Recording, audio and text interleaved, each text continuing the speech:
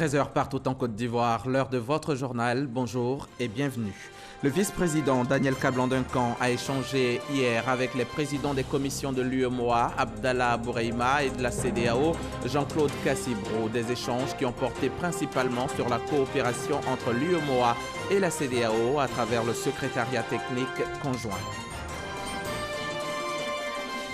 Je vous ferai revivre la célébration de la Journée internationale de la femme. Célébration qui a eu lieu officiellement à Bouaké, mais aussi dans plusieurs villes de Côte d'Ivoire. Nous reviendrons sur cette journée qui met en avant la lutte pour les droits des femmes et notamment pour la réduction des inégalités par rapport aux hommes.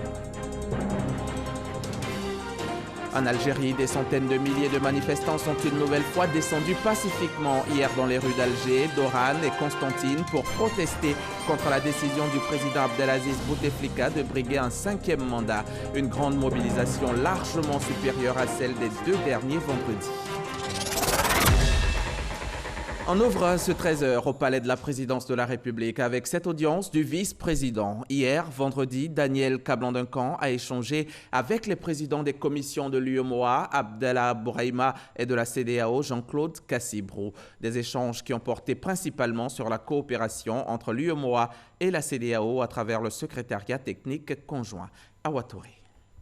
La 18e réunion du secrétariat technique conjoint UEMOA-CEDEAO s'est tenue à Abidjan les 7 et 8 mars en présence des commissaires des 2 institutions. Les présidents des commissions de l'UEMOA, Abdallah Bouraima, et de la CEDEAO, Jean-Claude Cassibrou, sont venus présenter au vice-président de la République, Daniel Kablan-Duncan, les conclusions des travaux du secrétariat technique conjoint, un mécanisme de concertation et de coordination né d'un accord de coopération entre l'UEMOA et la CEDEAO. L'intégration africaine passe d'abord par le renforcement et la consolidation des communautés économiques régionales.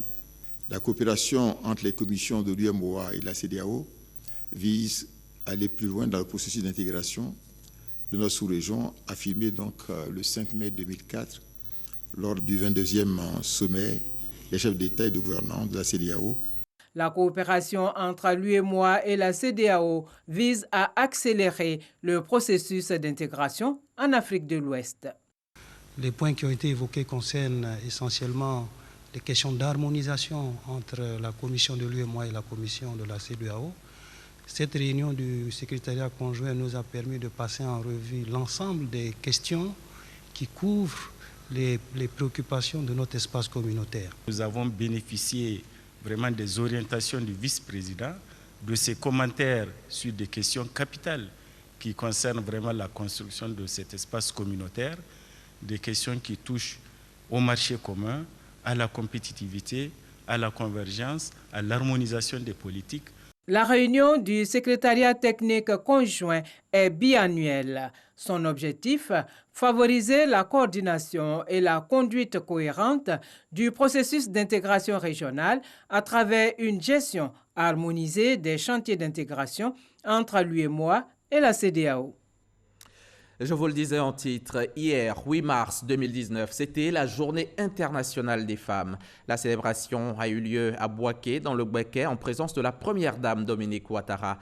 C'était sous le thème du numérique. Le numérique comme solution pour l'autonomisation de la femme. Le compte-rendu de Viviane Haïm. Bouaké, capitale du Bouaké, n'a pas boudé le choix porté sur elle pour abriter la cérémonie officielle de l'édition 2019 de la Journée internationale de la femme. Les nombreux chapiteaux dressés dans la grande cour du palais du Carnaval affichaient tous complets. Les femmes du Bouaké, mais aussi des localités environnantes, ont répondu massivement à l'appel à la mobilisation lancé par la ministre Liramata Bakayoko, démontrant ainsi que la célébration de la Journée internationale de la femme a acquis définitivement une place de choix dans le cœur de toutes les femmes de Côte d'Ivoire. La journée de la femme, nous sommes très contentes par rapport à cette journée. Vraiment que Dieu bénisse tous les moments de la Côte d'Ivoire. Nous nous sentons vraiment concernés aujourd'hui. Nous sentons que vraiment l'État de Côte d'Ivoire pense à ces femmes Si bien que nous sommes contents de participer à la fête. Nous venons de Béomi. C'est parce qu'on est heureux qu'on est arrivé. Parce qu'on est pressé de recevoir nos dames. On est pressé même de la voir. Nous sommes heureuses, même nous sommes contents de la voir. On est pressé à venir. C'est une joie immense qui m'anime ce jour. Parce que être femme, c'est pas donné à tout le monde. On dit que la femme est la mère de l'humanité. Donc une journée pour nous célébrer n'est qu'une joie, une fierté pour nous les femmes. Nous qui sommes dans les hameaux, dans les villages les plus reculés, afin qu'on puisse travailler et puis soutenir les hommes. C'est dans cette atmosphère de ferveur que la première dame de Côte d'Ivoire, marraine de la cérémonie, est arrivée, faisant monter d'un cran la fièvre.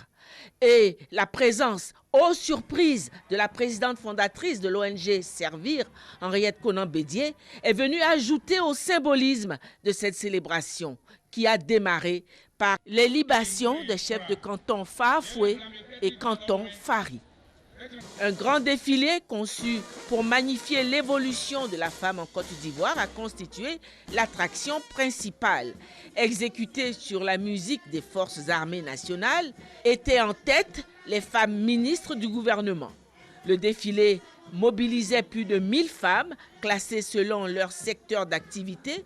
Participaient également les épouses des ministres, conduites par l'épouse du Premier ministre, Aïssatou Amadou Gon Coulibaly.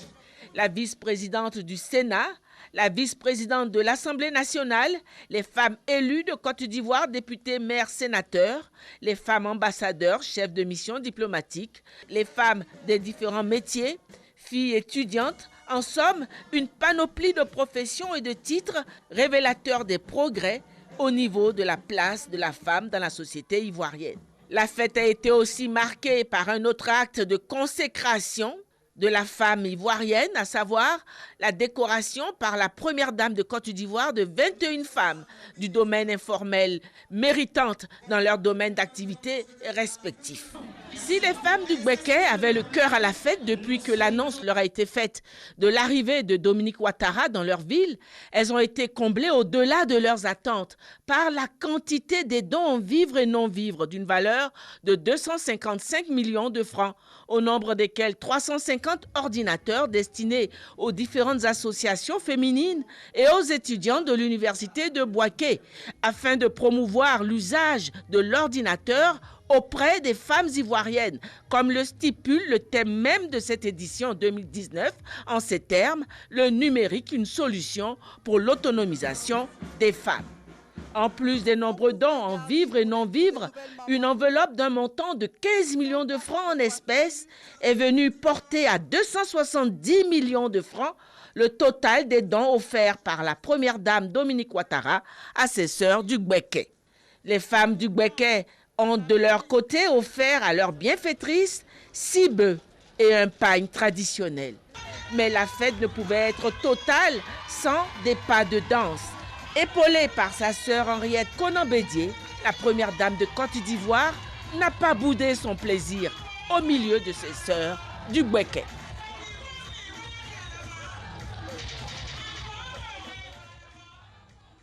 Ça, c'est un commentaire de Viviane Aïma. Je vous propose maintenant d'écouter la première dame Dominique Ouattara. C'est un extrait de son intervention hier à Bouaké.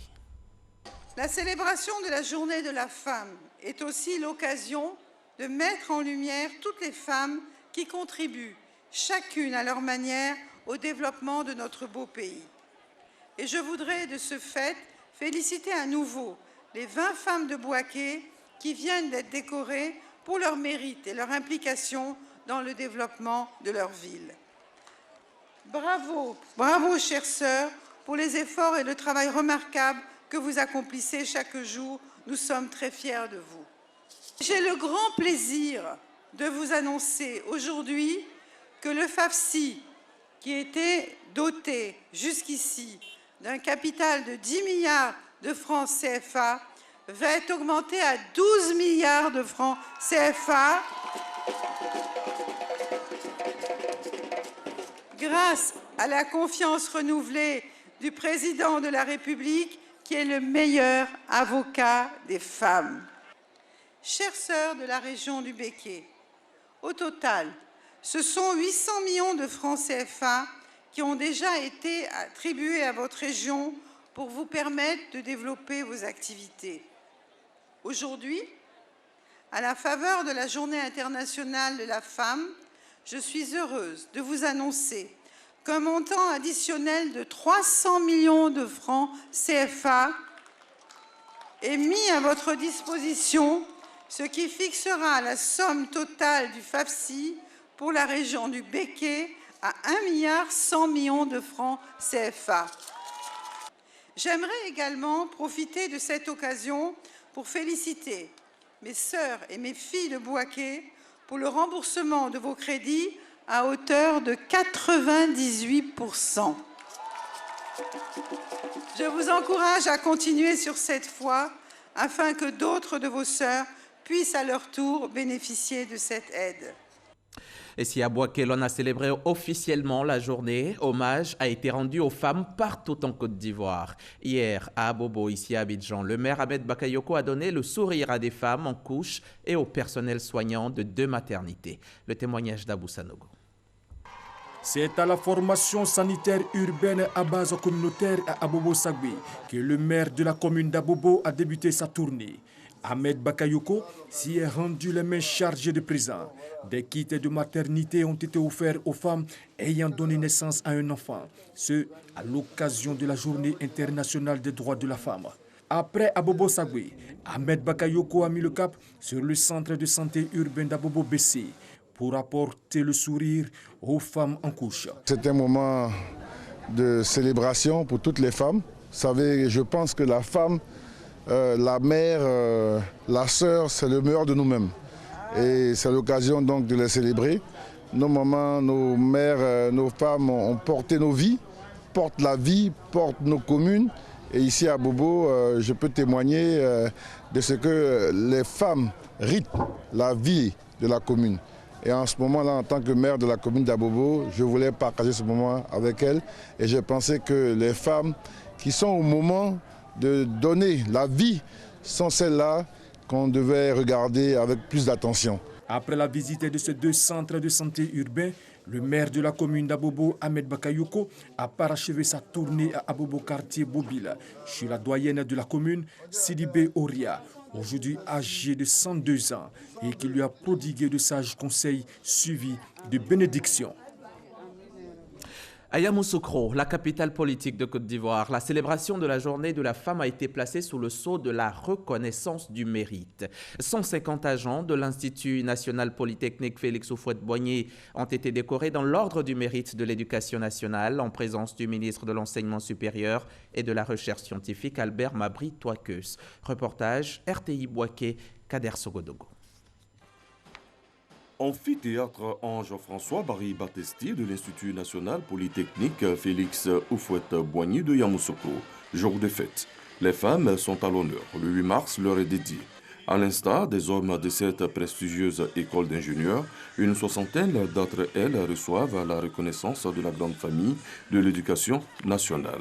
Elles auront contribué à traduire en réalité le rêve de Félix Houphouët-Boigny. Dès l'accession de notre pays à l'indépendance en 1960, le président Houphouët-Boigny a créé un réseau de grandes écoles destinées à former pour notre administration ainsi que pour les entreprises des ingénieurs et techniciens supérieurs de haut niveau. Ces écoles ont très tôt ouvert leur formation aux élèves talentueux des pays de la région africaine. Le NSTP, l'INSET, l'ESA, socle de l'INPE aujourd'hui en font partie. Elles ont largement et efficacement contribué à assurer la formation de nombreux cadres qui font la fierté de notre pays et de notre continent. C'est dans une belle ambiance que le ministre de l'Enseignement supérieur et de la Recherche scientifique, Albert Mabry Touakeus, et plusieurs personnalités ont élevé ses agents dans les rangs de chevaliers, d'officiers et de commandeurs. Nous sommes venus les féliciter, les encourager, et cela coïncide fort heureusement avec la Journée internationale de la femme. Et vous avez vu que parmi les récipiendaires, il y avait des femmes. Je tenais à les féliciter, à leur dire bonne fête et à leur dire que partout où elles méritent, nous ferons en sorte qu'on puisse faire droit à leurs attentes. C'est ce que nous avons fait ce matin. Et je sais que de nombreuses autres femmes dans le pays, dans la Côte d'Ivoire entière, méritent d'être reconnues et je voudrais ici leur dire bonne fête. Pourquoi ne pas laisser ces dames éclater leur joie? Je suis très heureuse. Je voudrais que chaque année, on renouvelle la date. Les femmes ont été célébrées. J'ai travaillé pendant plus de 30 ans et aujourd'hui, c'est une grande joie. C'est une grâce de Dieu. Je m'appelle Tanti Allegra Aou Cécile. J'ai servi plus de 30 ans à l'INP, à l'école supérieure de l'ENS Abidjan, ici, à Yamoussoukro. J'ai servi à l'école industrielle de Yamoussoukro d'ici. J'ai servi. Beaucoup de mes étudiants sont des grands techniciens, directeurs des écoles. Vraiment, je viens d'être honorée. Parce qu'aujourd'hui, je suis dans la joie. Plusieurs légendes de football ont rehaussé de par leur présence cette cérémonie. Bernard Lamar, Raymond Dominique et le mouton d'or ivoirien Abdoulaye Traoré dit Ben Badi, pour ne citer que cela. Le ministre de l'Économie et des Finances, lui, a marqué de façon particulière cette journée internationale des femmes. Adama Koné a fait du porte-à-porte, parcourant tous les bureaux de son département à l'immeuble Siam. Il a adressé des mots d'encouragement aux femmes du ministère dans l'exécution du travail. À quelques encablures de là, la Direction générale du Trésor public a également célébré les femmes. De ce côté-là, les nouvelles sont bonnes. La Direction générale annonce que désormais, plus de 30% des femmes seront affectées à des postes de responsabilité. À l'occasion de cette journée de célébration des droits des femmes, l'une de nos équipes de reportage s'est intéressée à un métier spécifique, celui des mines. Un métier qui enregistre de plus en plus de femmes en Côte d'Ivoire alors qu'il avait été classé comme exclusivement réservé aux hommes. La raison est que pour le pratiquer, il faut entre autres beaucoup d'efforts physiques et intellectuels. Incursion dans ce secteur atypique des mines, autrefois presque interdit aux femmes. C'est un sujet réalisé par Éric Gorebi. 12 heures de travail chaque jour pour ces femmes de la mine d'Agbaou à une dizaine de kilomètres d'Iré, vêtues de chemises et de pantalons. Ces dames ne sont pas différentes des hommes. Les mêmes tâches physiques et intellectuelles sont accomplies par elles. Là où tu dois beaucoup plus te concentrer, c'est sur la pelle 57. Regarde, elle a fait 418 comme 10 grades.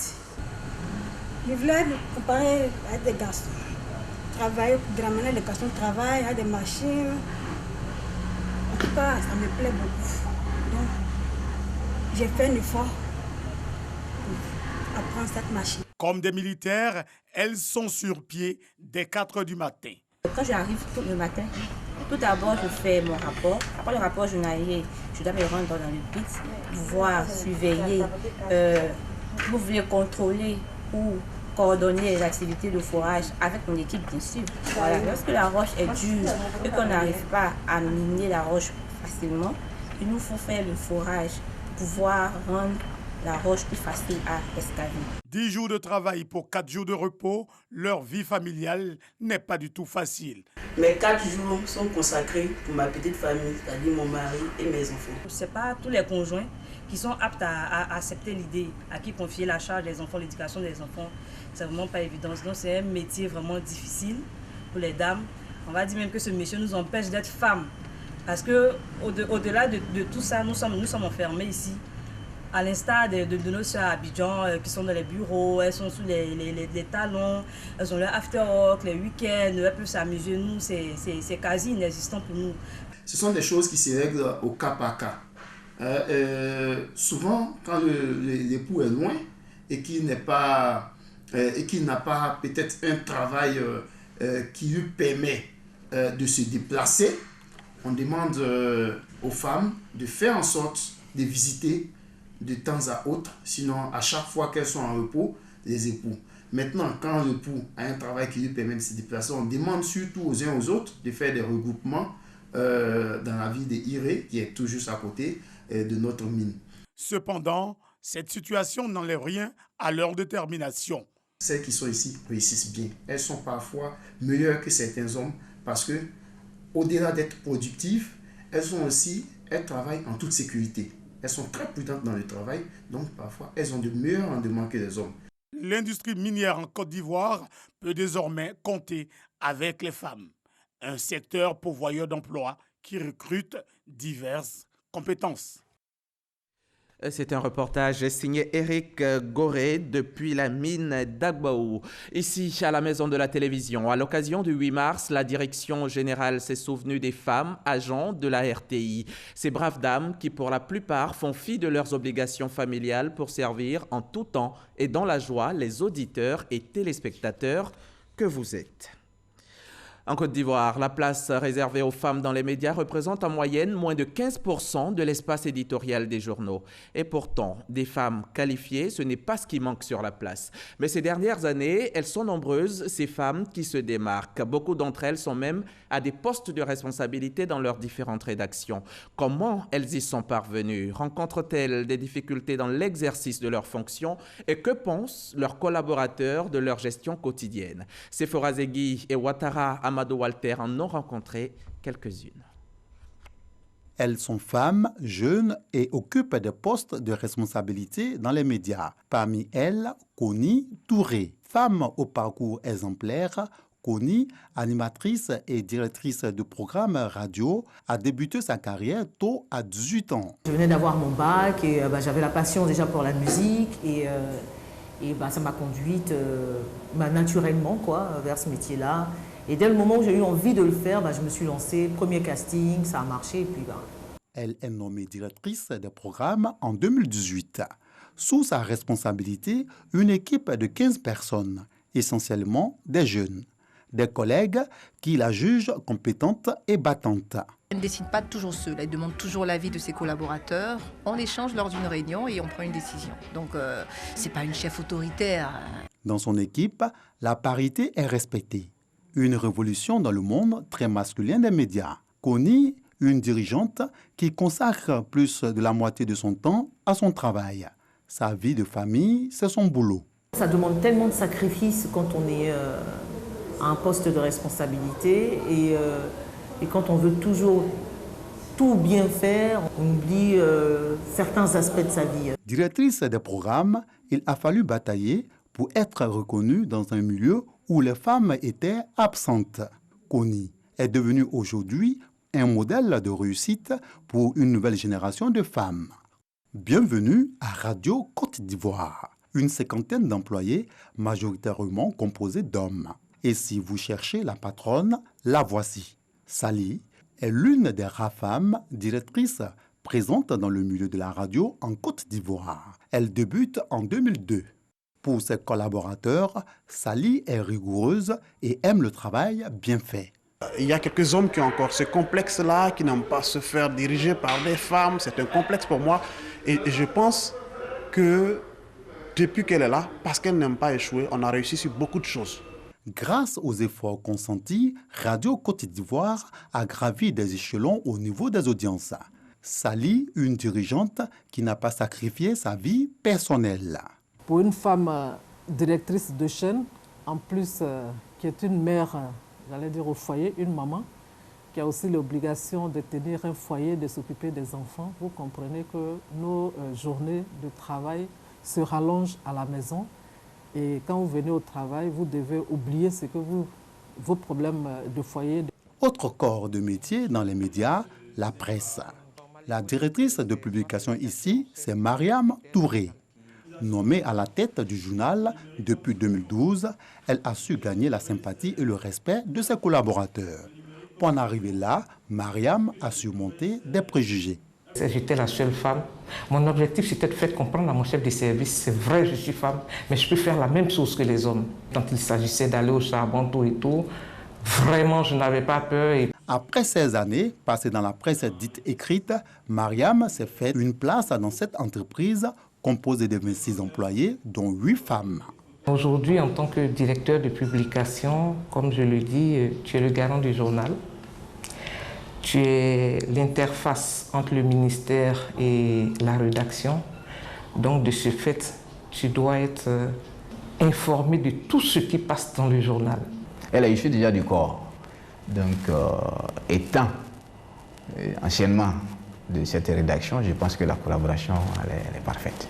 Koni, Mariam et Sali ont toutes le même rêve, celui de voir un jour les femmes occuper plus de postes de responsabilité au même titre que les hommes dans les médias. Il y a des femmes très intelligentes, des femmes très dynamiques qui devraient juste avoir confiance en elles et au fait que elles existent au même titre que les hommes et qu'il y a des postes qu'elles peuvent occuper et qu'il ne faut pas qu'elles se mettent forcément en arrière-plan en se disant non, la femme, sa place est ici. Il faut que les autorités songent de plus en plus à tenir compte du genre dans les différentes nominations, mais en même temps, il faut que les femmes aussi, à leur niveau, sachent qu'elles ont des défis à relever. Il faut que les femmes elles-mêmes s'intéressent à la formation d'abord. Il faut être bien formé, il faut aller à l'école, il faut se former au journalisme. Et puis après, on va revendre ces compétences. Les femmes n'ont pas toujours les mêmes droits que les hommes. Un rapport des Nations Unies montre qu'elles ne représentent que 15% du nombre des cadres dans les médias. À la radio-télévision ivoirienne, en plus de Sali, la RTI compte 3 autres femmes à des postes de responsabilité. Côté éditorial, Abiba Dambélé-Saoué, directrice des journaux d'information, Kadi Fatiga Fofana, directrice de RTI 2, et Mariam Koulibaly, directrice de Fréquence 2. Sur 4 grands reporters chargés de suivre les activités du président de la République, 3 dames de qualité, 3 dames d'expérience. Je cite Mme Awa Touré, Viviane Aïnima et moi-même. Le rédacteur en chef, c'est vrai, c'est un homme, mais son adjointe est une dame. Concernant les chefs d'édition, nous avons 3 chefs d'édition sur 4 qui sont des dames fortes. Vous savez que l'information est très volatile, l'information est sensible et ce sont des dames très, très, très compétentes et je suis très fière d'elles. Les femmes qui occupent un poste élevé, elles ne sont pas nombreuses. Il y a beaucoup peut-être de chefs de service, mais quand on parle aujourd'hui par exemple de sous-directeur ou de directeur, il n'y en a pas beaucoup, ou bien de directeur de publication. Pour le moment, on n'a qu'une seule dame, par exemple, qui est directeur de publication. Donc ça veut dire qu'il y a encore du chemin à faire. Les hommes avec lesquels je travaille sont des hommes qui ont compris qu'on a passé le cap de les femmes doivent être à un certain niveau et les hommes, non. On a compris à Fréquence 2 que qu'on soit une femme ou qu'on soit un homme, ce qui importe, c'est la capacité à faire. C'est l'aptitude qu'on a à remplir les tâches qui sont les nôtres. Donc, j'ai aucun problème de leadership avec mes collaborateurs. Depuis leur nomination, elles contribuent à rehausser l'image de l'entreprise. Toutes sont unanimes. Il faut former les professionnels des médias sur les questions de genre. Les responsables doivent valoriser les compétences féminines en interne au vu des résultats acquis. C'est un reportage de Sephora Zegui dans un récit de Ouattara Amadou Walter, reportage que vous retrouverez sur les www.rti.ci et sur tous nos réseaux sociaux. On en vient maintenant à cet atelier bilan de la direction du contrôle financier qui s'est tenu entre le 4 et le 7 mars dernier ici à Abidjan. Une rencontre qui a réuni plus d'une centaine de contrôleurs financiers et cadres de plusieurs structures intervenant dans la gestion du budget de l'État. Les participants ont pu mettre leurs connaissances à niveau en vue d'un meilleur contrôle des dépenses publiques durant la gestion 2019. On en sait plus avec Jean-Luc Bangbo. Ils sont pour la plupart directeurs généraux et présidents de conseils d'administration d'entreprises publiques. Des entreprises où l'État détient une participation majoritaire ou minoritaire. Ces dirigeants sociaux ont répondu massivement à la rencontre d'échange avec leur tutelle financière. Au lieu de la société d'État, nous sommes soumis à différentes obligations de résultats. Nous signons des contrats d'objectifs et de performance avec l'État. Et bien sûr, il est important de s'asseoir, de faire une analyse approfondie des réalités que nous vivons. Ces genres de rencontres périodiques pourront nous permettre, nous dirigeants sociaux, de pouvoir savoir si nous sommes dans l'élan de la progression ou bien s'il y a des choses à rattraper. Trouver une oreille attentive auprès de la tutelle, mais également tracer ensemble les sillons de la bonne gouvernance et de la performance des entreprises du portefeuille de l'État. Tel est le sens de cette rencontre. Notre performance s'est clairement améliorée. Maintenant, bien sûr, on peut en attendre plus, parce que pour le moment, nous avons quand même un volume de subventions injectées dans les entreprises publiques qui, ma foi, est encore un peu important. Donc nous devons travailler à réduire cela et faire en sorte donc, que les résultats nets de ces entreprises-là s'améliore de façon significative.